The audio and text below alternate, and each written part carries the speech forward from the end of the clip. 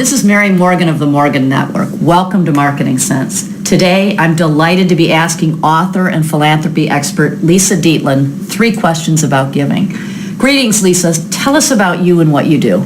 Well, Mary, thanks for having me. And, that's a great question. Who am I and what do I do? There's so many things. I'm a teacher, I'm a coach, I'm a writer, and I'm a speaker. So all those things combined into one, what I simply do is help people do philanthropy better and help people make transformational change in their life. So often we're stuck in one place and we don't know how to get to the other. It started in philanthropy with people saying, I really want to make a difference, Lisa, but I don't know how to do it. I gave my money and I don't know if it really affected anything or changed anything. And I find that people sometimes think that in their life about change also. So the books I've authored focus on both philanthropy and making those changes in your life that lead to happiness and joy. Awesome. Now the 3 questions. Question 1. Oh, wow, I'm scared. What is philanthropy? Oh my gosh, the big question. What is philanthropy? The best definition I've seen of philanthropy is that it's a grown-up word for sharing. That, really philanthropy comes from the root word meaning brotherly love and our love of humankind. And it's about neighbor helping neighbor. It's about friend helping friend, enemy helping friend. There are so many stories throughout the history of our, civilizations that talk about philanthropy. What I love to think about is in the United States, we're supposed to be the most generous individuals in the world. And I don't know, Mary, if that's really true or not, because philanthropy exists in all cultures and all communities. But what I do know, it's the most formalized here because of how we were founded. When those pilgrims landed in the Mayflower at Plymouth Rock, there was no, social service agency to meet them. There was no church or school or library or hospital. If they wanted that, they had to create it themselves. Mm-hmm. And if you remember your history, that first winter, there were 110 pilgrims that landed, and in the spring only 55 came out. And social service, whether it was the Native Americans helping them or the saints and the sinners, it didn't matter if you were wealthy or indentured servant, you helped each other get through. And then in the next spring, they started to build what we now have as the United States of America. Philanthropy has existed since our founding, and it's such a huge part of our sector and our economy now. It's actually counted in the GDP. Oh, wow. How should folks and companies approach giving? Strategically.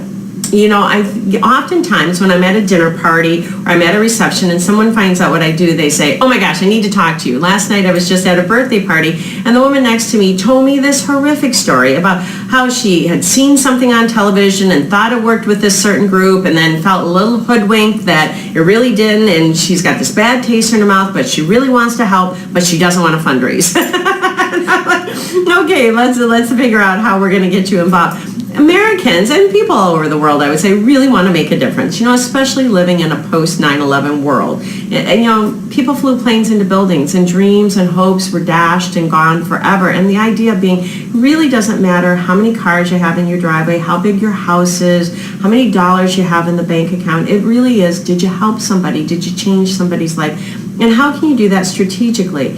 My first book is titled Transformational Philanthropy, and it's about philanthropy that changes both the giver and the receiver, that it's not transactional, that you're not giving $10 and getting a coffee mug or a pen, that you're really knowing that that $10 is spaying and neutering that animal in your community, that dog or cat, or that it's feeding that hungry child at school, or that it's helping that senior citizen get to a grocery store to shop, or it's putting a book on a library shelf, that you really know that your dollar mattered and you made a difference. So what I often say to people is, look at what you did last year. Where did you give your money and what really resonated with you? Do a little assessment. Make sure you look at, we don't rarely write checks anymore, but look at your check registry, your credit card statement, your mobile phone statement, because sometimes we're making donations that way, and your emails, because we're making donations online. Look at those. What did you really give to, and what really resonated with you?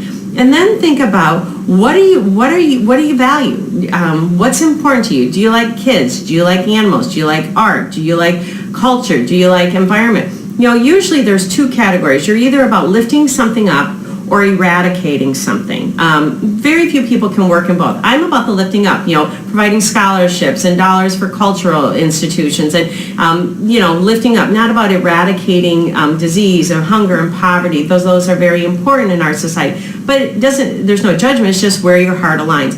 And then think about what you're passionate about. Do you like to run? Do you like to, organize events? Do you like to fundraise? Do you like to market?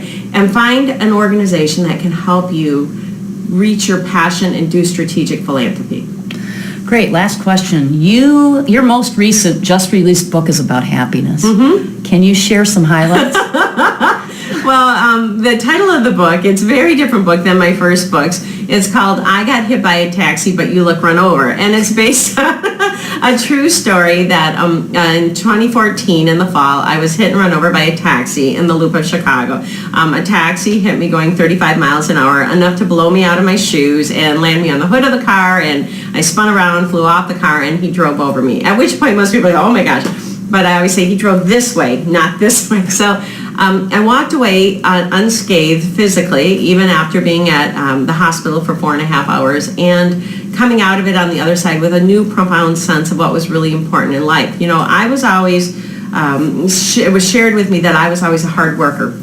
And I would get frustrated when people would say that, like, oh, you're a really hard worker. I'd say, well, aren't I kind and generous and, thoughtful and nice? And they'd say, well, yeah, my friends would say, you're that. But the first thing I'd say is you're a hard worker. And I was always afraid, Mary, that my epitaph was going to be, oh, she's a hard worker. Or my obituary, the first line, Lisa Dietlin, hard worker.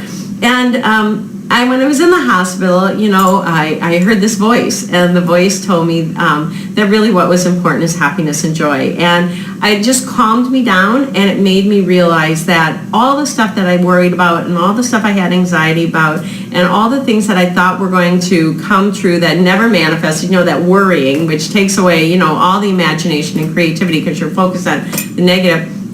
It really wasn't about any of that. It was about focusing on happiness and joy. So this is a book that talks about who I was before the accident, about people being hit. You would be surprised how many people are hit annually in this country and run over by cars, pedestrian accident, and how many actually die, and then the transformation that occurred after, and a few tips. It's a sort of a 100-page book that you can read probably in about 45 minutes and maybe have a little bit of a change in your life and focus a little bit more on happiness and joy. Fantastic. Thanks so much for talking to us.